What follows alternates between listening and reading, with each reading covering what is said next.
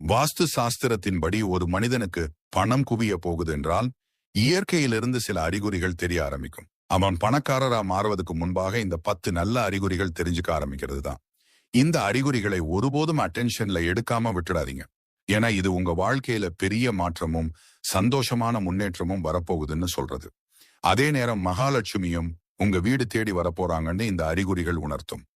1வது அறிகுறி, கருந்தேனிகள் வர்றது. உங்க வீட்டுக்குள்ள யாரும் எதிர்பார்க்காம கருந்தேனிகள் லைன்ல வந்து சாப்பாடு பொருட்கள் மேல ஏற ஆரம்பிச்சா அதுல பெரிய அர்த்தம் இருக்கு. அது மகாலட்சுமி வீட்டுக்குள்ள வந்துட்டாங்கன்னு அர்த்தம்.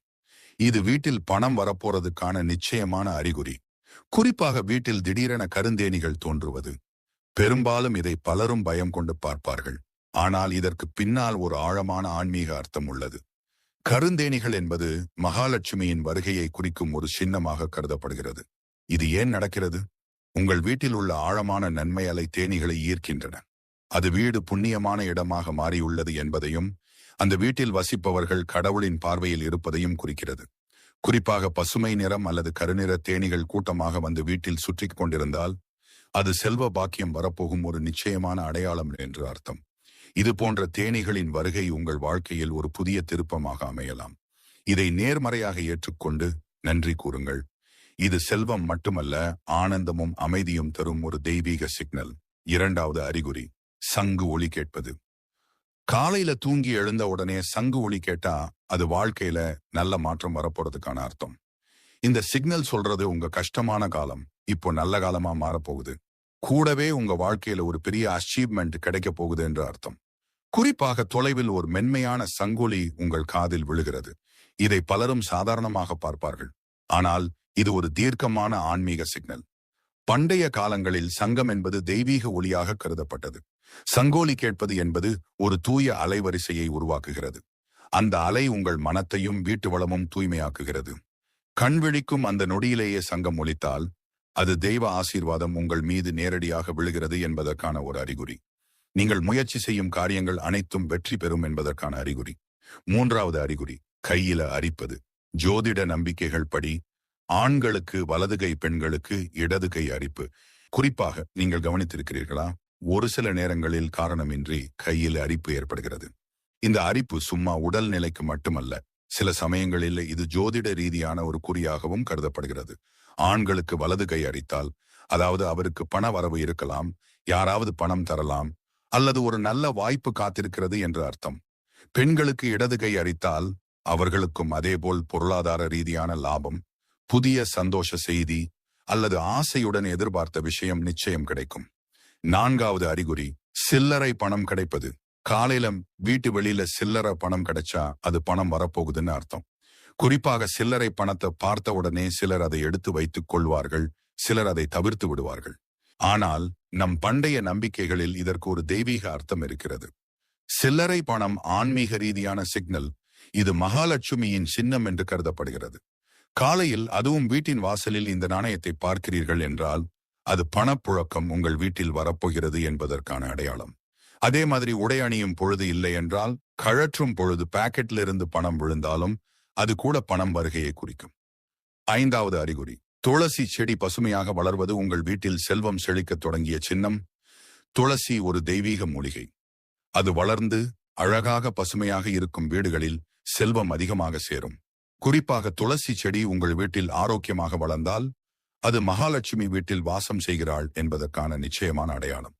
6வது அறிகுறி, வீடு துடைப்பம் மற்றும் மகாலட்சுமி தொடர்பு. வீட்டை சுத்தம் செய்யற துடைப்பம் மகாலட்சுமியோட நெருக்கமான தொடர்பு உள்ளது. காலையில யாராவது துடைப்பம் போடுறத பாத்தீங்கன்னா எல்லா துன்பங்களும் விலகப் போகுது என்று அர்த்தம். குறிப்பாக தூய்மை என்பது ஆன்மீகத்தில் ஒரு சக்தியாகவே பார்க்கப்படுகிறது. வீட்டை தினமும் காலையும் சாயங்காலமும் துடைப்பது. மகாலட்சுமி தூய்மையை விரும்பும் தேவி. வீடு சுத்தமாக ஒழுங்காக இருந்தால் செல்வம் பணம் தானாகவே வந்து குவியும். வீடு தூய்மை இல்லை என்றால் அதுவே மன அழுத்தத்தை உருவாக்கும். மன அமைதி கெடும், அதுவே பணத்தையும் விரட்டும். அதாவது தூய்மை இல்லாத இடத்துல செல்வம் தங்காது. தூய்மை இருக்கும் இடத்துல மகாலட்சுமி தானாக வந்து சேரும். 7வது அறிகுறி, பசு வாசலுக்கு வருவது. காலையில வீட்டு வாசல்கிட்ட ஒரு பசு வந்தா அத கடவுளின் ஆசீர்வாதம்னு எடுத்துக்கணும். அந்த பசுவுக்கு ஒரு ரொட்டி இல்லைன்னா கீரை மாதிரியான சாப்பாடு கொடுத்து அனுப்பணும். இது மகாலட்சுமி நேரா உங்க வாசலுக்கு வந்துட்டாங்கன்னு அர்த்தம். குறிப்பாக பசு வீட்டுக்கு வருவது பண வரவுக்கான புனித சின்னம். பசு என்பது கோமாதா, அதாவது புனித தேவதையாக பார்க்கப்படுகிறது. பசு ஒரு வீட்டுக்குள் அல்லது வாசலுக்கு வருவது அந்த வீட்டில் மகாலட்சுமி சக்தி நுழைவதை குறிக்கும். இது வீட்டில் நிறைவு, செல்வ செழிப்பு, பண வரவு ஆகியவை ஏற்படும் என்ற சின்னமாக கருதப்படுகிறது. பசுவை பூஜித்து அதற்கு புல் அல்லது வெல்லம் கொடுத்தால் அந்த புண்ணியம் பணமாகி திரும்பும் என்பது நம்பிக்கை. பசு வந்த இடத்தில் தீய சக்திகள் விலகும், பாசிட்டிவ் எனர்ஜி இருக்கும். பசு வாசலுக்கு வந்தால் அது மகாலட்சுமி வந்து கால் வைத்தது போல அந்த வீட்டில் பணம் தங்கும். 8வது அறிகுறி, வீட்டு வாசல் கிட்ட அகை செடி வளர்வது. உங்க வீட்டின் வாசலுக்கு வெளியில செடி வளர ஆரம்பிச்சா அது உங்க வாழ்க்கையில பணம் சேரும் நிகழ்ச்சியை குறிக்குது. குறிப்பாக தெய்வீக சக்தியை, பணத்தை ஈர்க்கும் செடி அது வாசல் அருகே இயற்கையாக வளர்ந்தால் அந்த வீடில் செல்வம், நலன், சந்தோஷம் அதிகரிக்கும் என நம்பப்படுகிறது. அகை செடி வளர்வது என்பது மன நிம்மதிக்கும் நிலையான பண வரவுக்கும் அடையாளம்.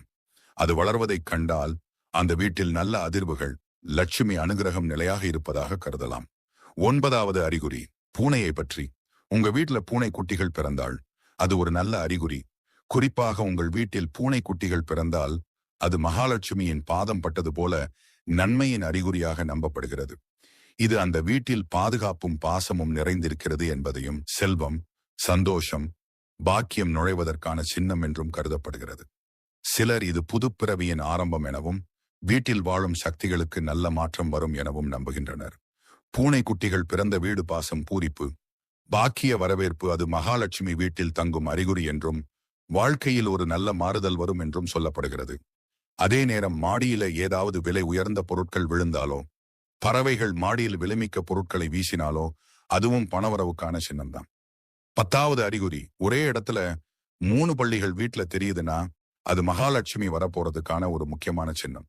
ஒரு பள்ளி மற்றொன்றை பின்தொடர்வது போல் இருந்தாலும் வீட்டு வளர்ச்சிக்கான அறிகுறிதான். குறிப்பாக ஒரே இடத்தில் 3 பள்ளிகள் வீட்டில் தெரிகின்றன என்றால் அது மகாலட்சுமி செல்வத்தின் அறிகுறியுமாகும். இது ஒரு தெய்வீக சின்னம் என நம்பப்படுகிறது. அந்த வீட்டில் அருளும், பணமும், பாக்கியமும் சேரும் என்பது நம்முடைய மரபு நம்பிக்கை. 3 பள்ளிகள் லட்சுமியின் 3 ரூபங்கள். அதிலட்சுமி, தனலட்சுமி, சௌபாக்கிய லட்சுமி. இந்த சின்னம் தெரிந்ததன் பிறகு வீட்டில் உள்ளவர்கள் எதையும் குறைவாக பார்க்கக்கூடாது, மனமாற நன்றி கூற வேண்டும். அப்போது அந்த செல்வம் நிலையானதாக மாறும். பணத்தை நாமே உருவாக்குகிறோம், ஆனால் சில நேரங்களில் அது நம்மை உருவாக்கத் தொடங்குகிறது.